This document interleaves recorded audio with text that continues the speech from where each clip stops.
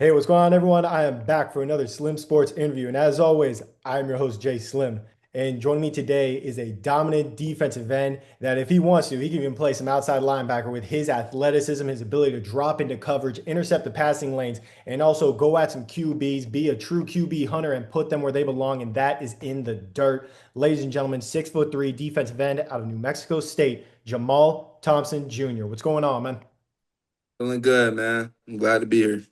Hey, excited to have you on, man. You've been able to have quite the career for yourself. Came from Sanford over to New Mexico State for your last year of college eligibility, and you were able to find a way to make the most of this year for yourself to be able to help lead you into a soon-to-be professional career here coming up in 2026. And I want fans, viewers that are just now getting to learn your name to get to learn some of these accolades to your name in a quick segment that I like to call Resume Rundown, where I'm going to show off a nice little graphic here of what you have done in your career and all the way back to Sanford in 2022, where you guys were SoCon champs and ended up going to the quarterfinals of the FCS playoffs. That's big for any team in college football there. Spending 4 years with the Bulldogs before moving over to the Aggies for this final season.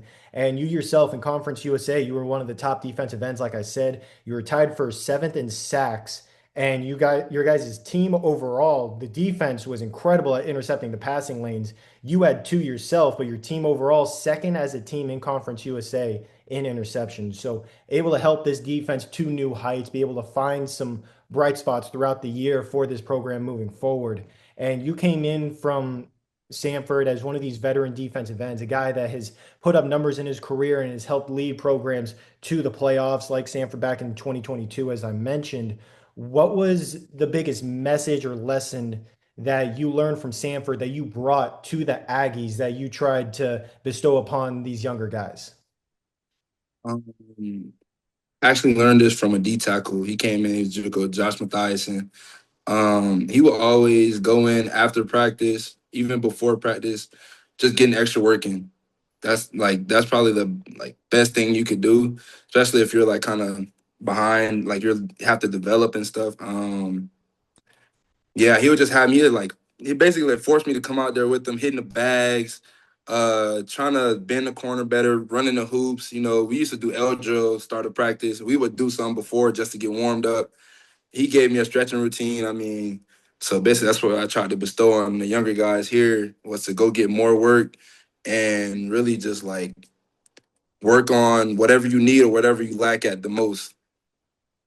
Hey, there you go. Always find a way to get better. Always find a way to enhance yourself because that's going to enhance the team as well. And you yourself, first game of the season, you came out guns blazing, three TFLs and two sacks against Bryant. Followed that up with a big time interception against Tulsa. And those first two games, obviously, people get to know your name real quick. Hey, this is a guy that we got to account for on the scouting report. How would you say those first couple games of the season really helped set the tone for you throughout the year? So really, the first two games, it just felt like I was at home. Like it felt because I was okay. So beginning of the season, even fall camp, I was like, okay, I got to get back in the groove. You know, I got to start feeling myself again. You know, I started to feel better, and then going into the season, though, I was coming off the, I was a two, so coming off the bench, I'm like, oh, I gotta like just go now. Like I gotta turn it on. And my coach Moody back at Sanford, he always told me like, if you don't have it in practice, you won't have it during the season. So I had to do that during practice, and it was just like a build up of things that just like helped me just turn it on like that. And then once I got in the game, got the flow, got my first hit, I was like, all right, yeah, now it's over. Hey, there you go. Obviously, you were able to show people who you were and help this team to winning three of their first five games on the year while holding opponents to two scores or less in quite a few of those games. And I mean, just strong defensive outings throughout the entire season. Obviously, some of the games didn't go your guys' way. Ended up going 4-8 overall on the season, 2-6 in a very tough Conference USA, but did have some very good wins. Bryant, 19-3 win there. Tulsa 21-14, and then UTEP towards the end of the season 37-10 win against the Miners there. Those first couple games of the season, those first three wins that you guys had, you see the bright spots. You see what this defense is capable of and what they're able to do with this scheme that they have. Talk to me real quick as this veteran that is able to see what you guys are doing well. how if they can become more consistent at it moving forward in 2026, that can lead them to some new heights. Really, the only thing, like especially going into those games, was just staying healthy. Everybody, if we had the depth, like we would have been fine. It was just like after a while, because I went from playing 20 plays and I let law tech, I had to play 81 snaps. Now that's a big jump, so you got to have some depth in that. And like, I mean, the defensive scheme wise, Coach Morris, he's always gonna have something ready. It's very simple. Like it's everything is straightforward in that defense, so it should be fine. Other than just staying healthy. Hey, they're able to stay healthy. I cannot wait to see what they're able to do next year. Obviously, you were able to teach some of these young guys coming up in their ranks how to be a true athlete, how to be one of these top tier players. Because you yourself, you led by example on the field. You had some big time plays, big time highlights, and I want to talk about some of them in a segment that I like to call Make That Play, where I'm going to show off what I feel like were your top three plays from this past season. But obviously, I'm just a fan in the stands. I'm just a stats guy. I'm the guy going over film. You're the one on the field doing what you do best. So, what would you say was your best play from this past season? Maybe the Tennessee pick. Yeah, I baited Joey Aguilar to that one. It was that was probably my best one. But other than that, though, um, I would say in the last game I had a sack against MTSU. That would probably be my best one. Hey, well, you and I agree on that. That is at number one. The Tennessee one actually fell to number four for me, but it was very close between that and the Tulsa one, which is at number three. And I'll start off there. Your interception against Tulsa, where you ended up dropping back into coverage and you came over shifting with one of the routes, and then you had that quick burst of speed where you came back over and undercut the route perfectly to get that interception and really helped clinch the win against Tulsa. It was only a one score game. If they had gone down and scored, it would have gone to overtime. You helped seal that win there. Number two, going against Bryant, I have that 5 yard TFL where you stop them on the not even the 1 yard line, the 1 inch line. They barely got back over the end zone after dropping it off to their running back behind the line of scrimmage, behind the front of the end zone. You come up because you're kind of eyeing him. You're a little spy on him there. You come up, boom, you collide with him, and he barely gets out, forces them to punt from their end zone. So big time play there for you. Almost got a safety.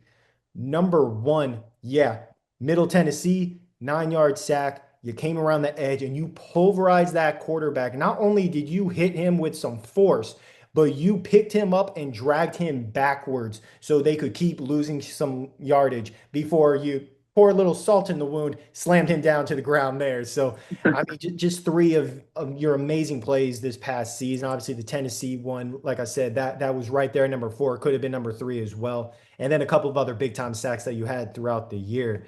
And you've been able to develop this ability as a defensive end to not only be this high level pass rusher, but like I mentioned before, have this ability to drop back into coverage and be effective. You know, you don't see a lot of defensive ends getting multiple interceptions throughout the season, especially the way that you were able to do it. So, talk to me real quick about how you were able to develop this skill set throughout your career. Okay, so it started last spring. I started working out with the DBs at Sanford. And I was thinking, okay, especially with the defense that I wanted, like the defensive scheme I wanted to be in, I was like, okay, I got to be able to communicate with the corners and the safeties, especially the corners though, and be able to move, like, because I know some defenses you run cover two defense and drops to the flats. So like, okay, I got to be able to move. So I started working on footwork, and then going into that summer, my trainer back in Florida, we were working on with I was working with linebackers to be able to shuffle and stuff because I know I was gonna be playing some type of jack or whatever. Um, and then it was just like a bunch of work. I just had to just dive into it. Like I was working out with cornerbacks, linebackers, safeties, just trying to get the feet work down, be able to backpedal, move left and right. Like it was a lot. Hey, there you go. Obviously, that's a big reason why you're able to move in coverage like that, get those two interceptions that you had to go with eight TFLs, 5 sacks. Also had a pair of fumble recoveries there too. You had 9 tackles, 3 TFLs, 2 sacks against Bryant, as I mentioned before. Had 8 tackles, a sack, and a fumble recovery going against Missouri State. And then Tulsa, to go with that interception, you added on a big TFL, 4 tackles there also. And I want to touch a little bit more on the interceptions before this team as a whole. I mentioned before you guys were second in Conference USA in total interceptions, able to intercept the passing lanes with some of the best, with 9 players recording at least one interception, with your guys' safety, I believe, Bernac Ia, recording 4 on the year. Incredible talent there. And I mean, all throughout, this defense was just really fine-tuned at reading those passing lanes, knowing where they needed to be. Talk to me real quick about what made this pass defense so efficient for the Aggies. So, like I said earlier, Coach Morris's scheme is very simple. So he'll tell you exactly where you need to be on certain plays, and you'll be able to read it. And then with Coach Fernandez, he's a safeties coach, his DBs coach. He really talked to DBs like, okay, if you be here, you will make a play. And like he was like going through everything with it. He coached them really hard. And that like led to them having multiple sacks, not sacks, interceptions, like you said. And then like with the line, who else had a sack? I think Tyler had a couple. He had with the club, yeah. Tyler Martinez. Just being in the right place really was all it was. Like, and then we could have had more. We just dropped a couple, but yeah.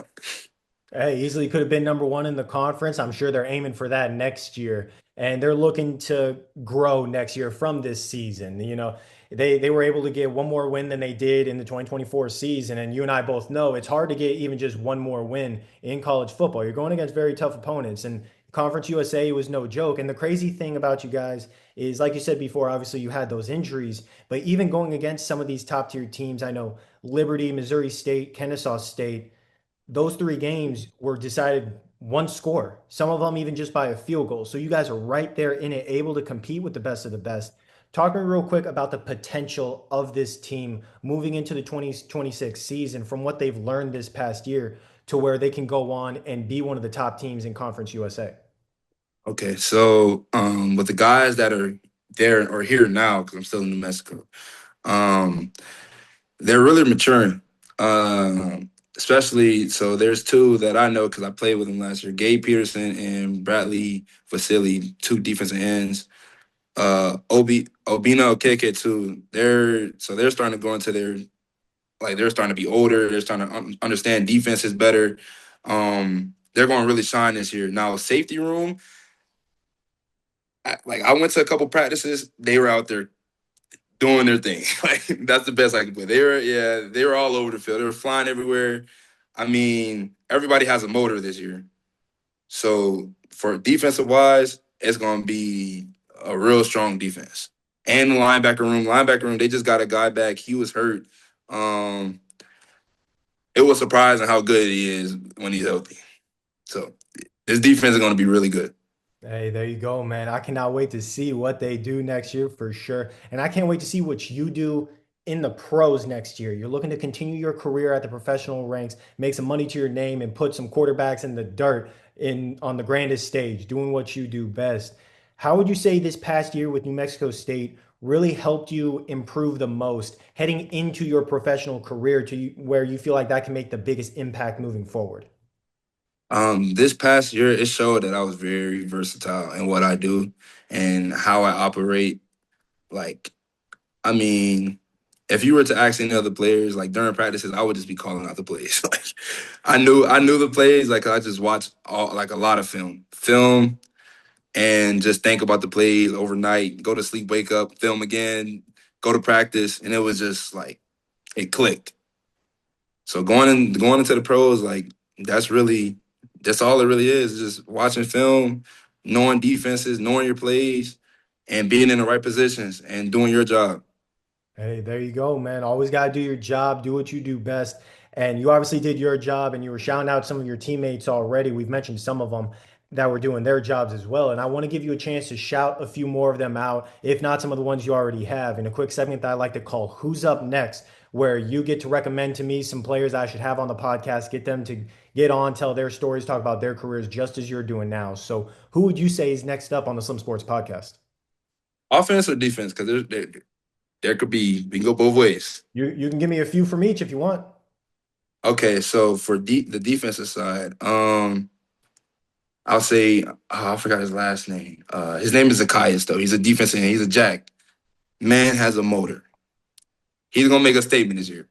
I'm telling you that right now. He's gonna make a statement. It's insane how much he's just like moving across the field.